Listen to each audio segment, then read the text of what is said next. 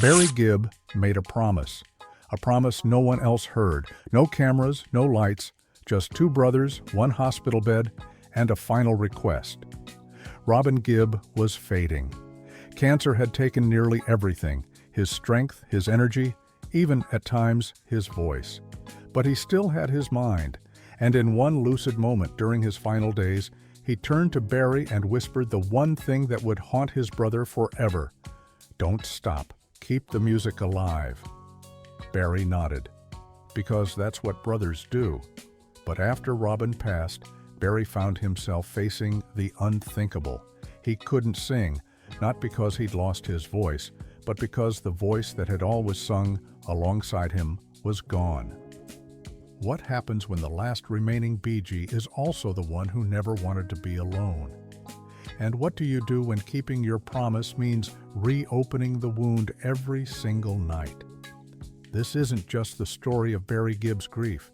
It's the story of a man standing at the edge of a stage, holding back tears, trying to sing songs that weren't just hits. They were memories. So what was the moment he almost broke? And what song, just one song, did he refuse to sing? You'll find out. But first, let's go back to the beginning of the silence. If you're drawn to the stories behind the music, where legends face loss and songs become lifelines, subscribe to RetroWaves. These are the truths they never said in interviews, and here we bring them back into the spotlight. The Bee Gees weren't just chart toppers, they were bloodbound. And it's me you need to show. How deep is your love? Barry, Robin, and Maurice, three sons of Hugh and Barbara Gibb, were raised not just on melody, but on survival. Moving from the gray skies of Manchester to the golden coasts of Australia, the brothers quickly made music their weapon against poverty, loneliness, and obscurity. Come on in, Alexander's right, come on in. By the late 1960s, their harmonies were unlike anything in pop. Barry's warm vibrato, Robin's quivering, emotional falsetto, Maurice's quiet but critical glue.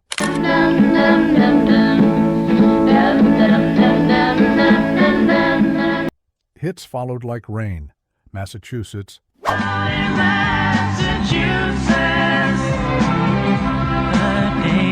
Words. And I will give you all my life. To love somebody. And every little thing. But what does it? Then, with Saturday Night Fever, they didn't just create a soundtrack, they created a generation. But fame has a cruel habit of pulling at family threads. In the 80s, Barry became the go-to songwriter for global icons, Barbra Streisand, Dionne Warwick, even Kenny Rogers and Dolly Parton.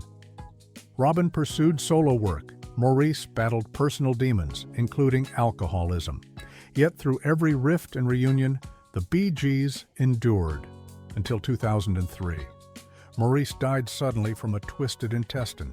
He was only 53. The shock was seismic. Barry, the eldest, crumbled. Robin, the closest in personality to Barry, tried to be the steady one, and the two made a quiet decision behind the scenes. The Bee Gees would not end here. They would become a duo. But fate had other plans. Robin was diagnosed with colorectal cancer in 2011. For months he fought valiantly, undergoing treatment, appearing at charity events, even speaking publicly. But the disease was aggressive. By April 2012, he was slipping away. And just before he lost consciousness for the final time, he looked at Barry and said something that would change the rest of his brother's life. "Don't stop. Promise me you'll keep singing." Barry did. But grief is a strange instrument. It doesn't always play the notes you expect. The day Robin died, May 20th, 2012, Barry didn't issue a press statement. He didn't appear on TV. He didn't return to the studio. He disappeared.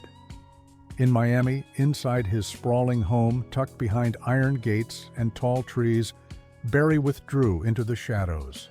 Fans waited. Paparazzi circled. The music world mourned. But Barry was silent. And in the silence, The reality hit harder than any headline. He wasn't just grieving Robin. He was grieving the sound of Robin, the trembling vibrato that once soared above choruses, the strange and beautiful vocal chemistry that happened when their voices layered, Barry's earthy timbre grounding Robin's spectral falsetto. That sound was gone. In a later interview with The Guardian, Barry admitted, "I just sat at home and cried. I didn't want to be a Bee Gee anymore, not without my brothers." This wasn't a casual loss. The Bee Gees weren't just a band. They were a family unit that had spent decades rising and falling in the public eye. And now, with both Maurice and Robin gone, Barry was left carrying not just a name, but a history. And it felt too heavy. He would walk into the studio, pick up a guitar, and stop after one chord.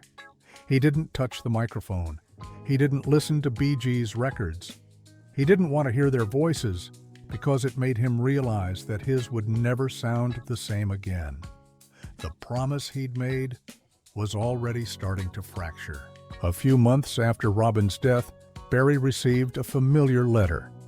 It was from the organizers of the Love and Hope Ball, a Florida-based gala for diabetes research that Barry had supported for years.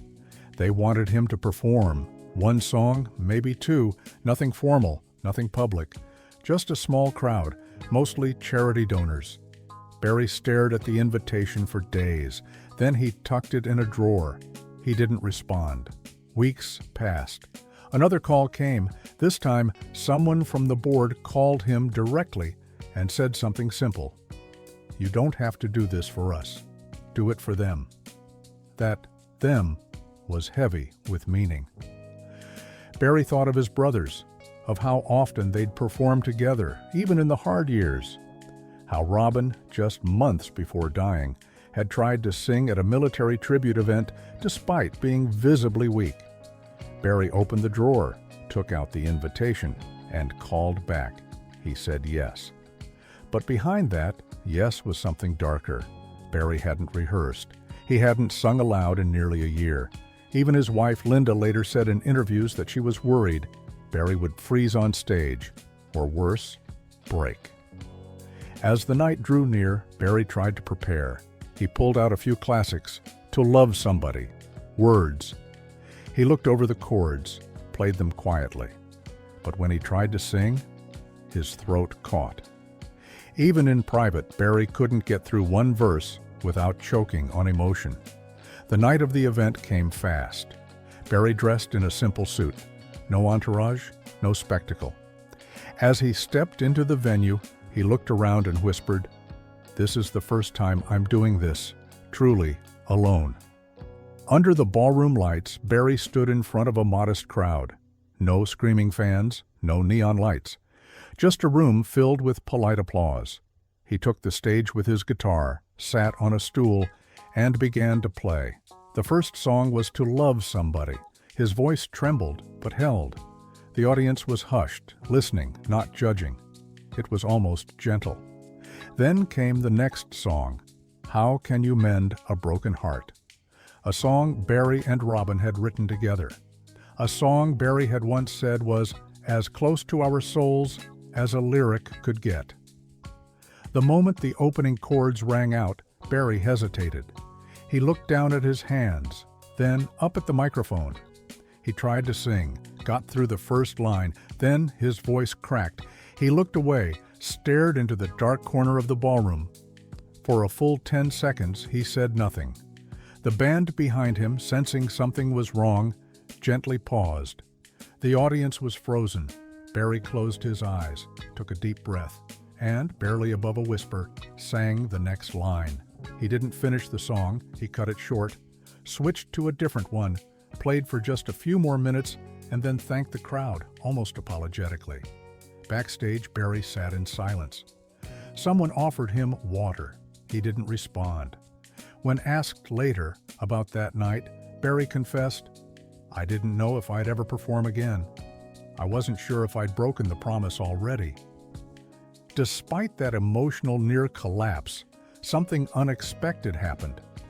After Barry's performance at the charity ball, the music world started whispering. A solo Barry Gibb tour? Could it happen? For months, nothing was confirmed. Then, in late 2012, Barry made the announcement. He would embark on the Mythology tour, a tribute to the Bee Gees, built around his family, his brothers, and their story. It would begin in Australia, the very place where the Bee Gees got their first break. Fans were elated. But Barry? He was terrified. In interviews with The Telegraph, Barry revealed that he had panic attacks leading up to the first show. He feared not being able to get through the set. He feared collapsing on stage. He feared that the fans would hear his grief and not his voice. There was also another problem. I started a joke. The song was Robin's, always had been. Barry tried rehearsing it once. He couldn't finish the chorus. He told his tour manager to remove it from the set list. "It's not mine to sing," he said. "That was Robin's soul. I can't touch that." But fans demanded it. The song had become a centerpiece of Bee Gees lore. It wasn't just a song. It was a moment of catharsis. Barry was torn. He couldn't sing it, but he also couldn't ignore it. So he came up with an idea, one that no one expected.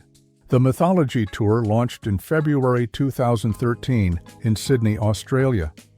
Barry Gibb walked onto the stage not as part of a trio, but as the last man standing.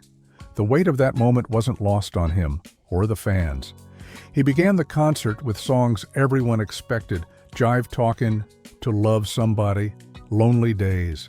His voice held strong, though the emotion was clear.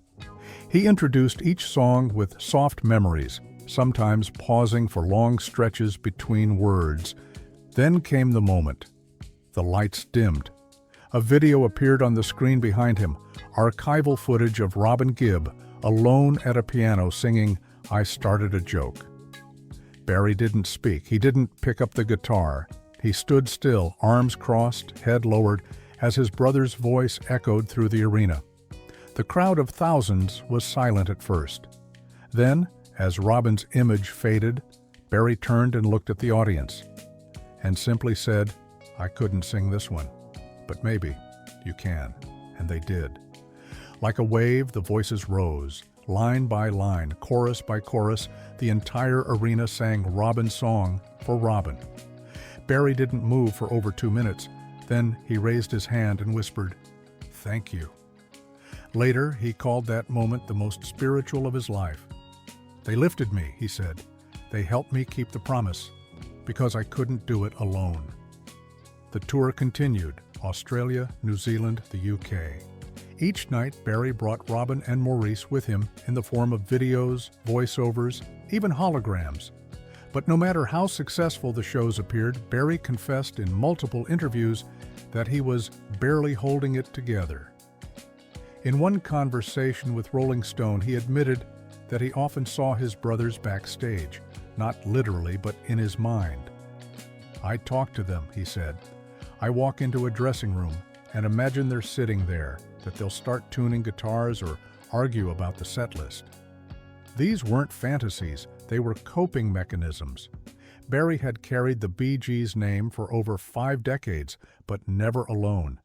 Every note, every lyric, every falsetto came from a space shared with Robin and Maurice. Without them, even applause felt hollow. He once described stepping onto an empty stage as like being in a photograph where someone's been cut out. Friends and family urged him to slow down, take a break, heal. But Barry kept going, because he knew what would happen if he stopped. He'd fall apart. So he kept his promise, not with joy, but with duty. And in that duty, he discovered something even deeper. That grief doesn't disappear. You carry it. Sometimes quietly, sometimes through a microphone. As the Mythology tour ended, Barry faced a new question. What now? The tribute had been done. The promise kept, at least on stage. But privately, Barry was still struggling. So he turned to something unexpected, collaboration. But not with big-name stars, with family. His son Stephen Gibb, a guitarist and songwriter, joined him in the studio. They started reworking old Bee Gees tracks, slowing them down, stripping the harmonies. letting Barry's voice lead but never dominate. It was therapy. In 2021, Barry released Greenfields, the Gibb Brothers Songbook Volume 1, a country-inspired reinterpretation of Bee Gees classics featuring artists like Dolly Parton, Keith Urban, and Jason Isbell. Critics praised its vulnerability. Fans called it a resurrection, but Barry saw it differently. It's not about me replacing my brothers, it's about honoring them, sharing the stage, even if only in spirit. And for the first time in years, Barry seemed at peace. He was still singing Bee Gees songs, but now others were helping him carry them. That too was a form of keeping the promise. By opening the door, Barry let the legacy breathe again. Barry has performed nearly every major Bee Gees hit live. Even nights on Broadway, once considered vocally impossible without Robin. But there's still one song that he's never fully performed on his own. Don't Forget to Remember. It's not as well known to casual fans, but for Barry, it's personal. Released in 1970, the song was written during a period when Robin had temporarily left the group. Barry took the lead, pouring his heart into a song about clinging to memory despite distance and loss. Today, that meaning cuts even deeper. It's too much, Barry said in a 2020 interview. That song always felt like a message to the future, and now it hurts too much to hear my own voice on it. Rumors have surfaced over the years. Some fans claim Barry once rehearsed it in private, only to cancel the performance minutes before curtain. That has never been confirmed. What is confirmed? He's never added it to a tour set list, never recorded a modern version, never discussed it in length again, because maybe keeping the promise didn't mean reliving every song. Maybe some memories are better left untouched, like locked diaries in the attic. Songs, too, carry ghosts. And Barry knows which ones are better left sleeping. In 2017, Barry was invited to headline the Glastonbury Festival's Legend slot. This wasn't just any performance. It was the biggest stage in the UK. Tens of thousands of fans, millions watching from home. It would also be his first solo appearance on such a scale, without Maurice, without Robin, just Barry, just the songs. He said yes. And when the day came, Barry stepped onto the pyramid stage with the sun behind him and silence ahead. Then the first chords of "You Should Be Dancing" rang out. The crowd went wild. But Barry's expression didn't match the moment. He looked lost. Halfway through the set, he paused, looked out at the sea of people, and said something unexpected. "This is the most amazing moment of my life, but I wish my brothers were here, because I'd give anything not to be up here alone." The crowd fell silent. Then came something that gave Barry chills. The audience started chanting, not cheering, but chanting, "Maurice, Robin, Barry, Maurice, Robin, Barry." Barry dropped his head. When he lifted it, he was crying. He turned back to the band and nodded. The next song? "I've Got to Get a Message to You." A song written by all three brothers. As the harmonies kicked in, sung by backup vocalists mimicking the classic Gibb blend, Barry sang with a new kind of strength. It wasn't grief anymore. It was legacy. He didn't flinch. He didn't pause. He sang every word. And when it ended, he looked at the sky and whispered something only the cameras barely caught. We did it. Barry Gibb made a promise to Robin, to Maurice, to the Bee Gees, but most of all, to himself. A promise not to let the music fade, not to run from the memories, not to silence the sound that had defined their lives, even if it broke him to keep it going. And he almost failed. There were moments, quiet, private, sleepless ones, when Barry admits he came close to quitting. When the sound of Robin's voice on an old recording made him collapse in tears. When Maurice's laugh in an interview clip made the room feel like a tomb. But he didn't stop. He kept singing, sometimes barely, sometimes through others, but always with heart. In many ways, Barry didn't just keep the Bee Gees' music alive, He redefined what it means to grieve in public, to mourn on stage, to turn pain into performance, to sing not because it feels good, but because they would have wanted him to, because that's what brothers do. They carry each other, even in silence, even in song. And if Barry Gibb ever doubted his strength, he only needed to look out into a crowd and hear their voices echo his promise back to him. Don't stop, keep singing. And so he does. The story of Barry Gibb isn't just about survival, it's about carrying memory through music. If this story moved you, there are more like it here on RetroWaves. Moments where legends stood alone, but never truly were. Drop a comment. What Bee Gees song still hits you hardest, and why? And don't miss what's next, because there's one song Barry wrote in 1983 that he swore he'd never release, but in 2025, it might finally come out. Subscribe to RetroWaves because the music never ends, even when the voices do.